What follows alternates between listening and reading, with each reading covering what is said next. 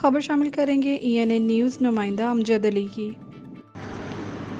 حاجی عنایت رسول نقشبندی کی رہائش گاہ پر اس کے والد محترم ولی محمد عرف بابا کالا ممبر کے سالانہ ختم چہلم کے موقع پر عظیم الشان محفل میلاد مصطفیٰ صلی اللہ علیہ وآلہ وسلم کا پروگرام منعقد کیا گیا، جس میں خصوصی خطاب خطیب اہل سنت مجاہد اہل سنت علامہ لطیف ساجد نقشبندی صاحب نے بیان کیا۔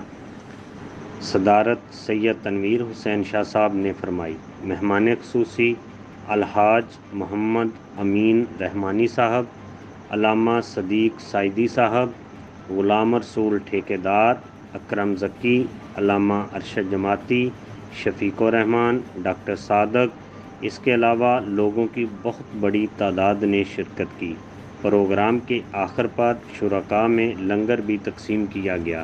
حاجی امجد علی، پریس رپورٹر ENN نیوز، قصور۔